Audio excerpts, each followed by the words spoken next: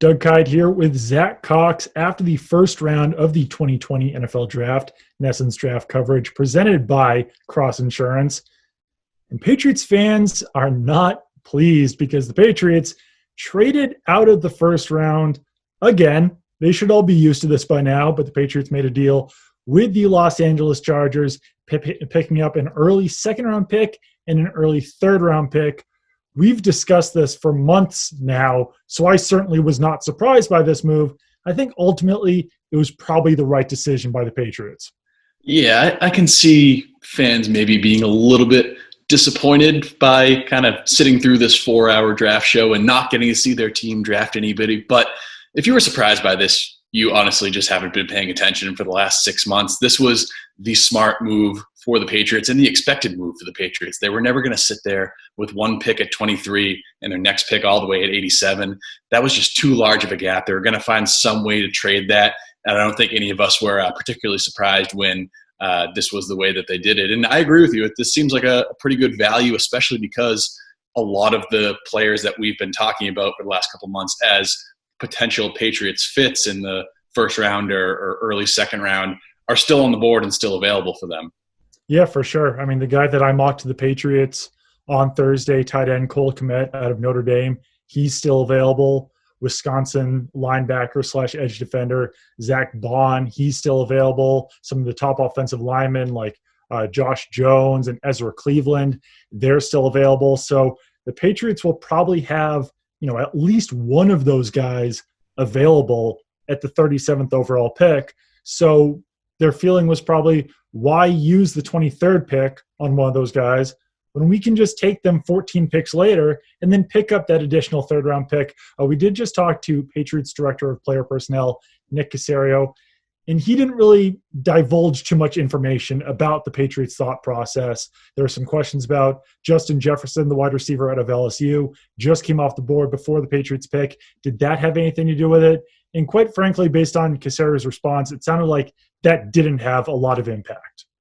Yeah, no, I totally agree. This seemed like Nick Caserio did say the Patriots were willing to pick and ready to pick. So if the board shook out in a certain way, I'm sure they were willing to take a player in this round. But I get the feeling that this was their plan going into this draft, was to try to find a way to get into that sweet spot on early day two.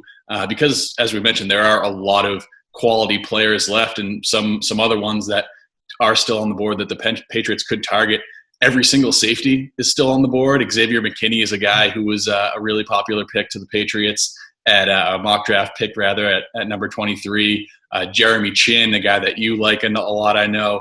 Antoine Winfield. I mean, some other positions, AJ Epinesa, Yetur Gross-Matos. A lot of wide receivers are still left on this board. So a lot of talent. This is a pretty deep class overall at a lot of important positions that the Patriots are going to be looking for. So, I think it was definitely in their best interest to trade back. And I definitely think that it wasn't a spur-of-the-moment decision because they couldn't get Justin Jefferson right there.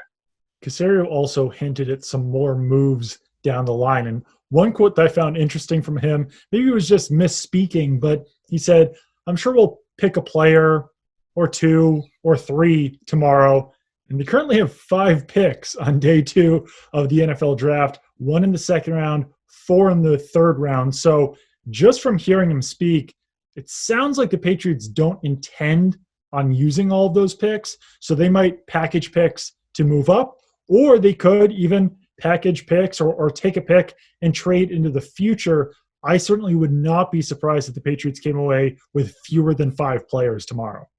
Yeah, well, they have 13 picks left in this draft, and there's just not that much room for that many rookies on a team. So they're not going to keep, or they're most likely not going to keep all 13 of these picks. And having so many of them in that day 2 range does give them a lot of flexibility. They can basically do whatever they want tomorrow in a way where they could move up even further in the second round if they find somebody in one of those first 2 or 3 picks that they really want.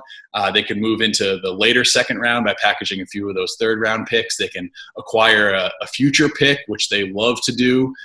Bill Belichick's acquired 8 future picks in the last 10 drafts. That's one of his favorite kind of team-building strategies. So this move really gave them a lot of flexibility, and I agree. I think we're going to see a very busy day tomorrow, both from a player selecting standpoint and from a trading standpoint. Well, we will be back here after the Patriots actually eventually take a player or two or three, in Nick Casero's words, and hopefully we will at that point be able to discuss some actual NFL players rather than a trade.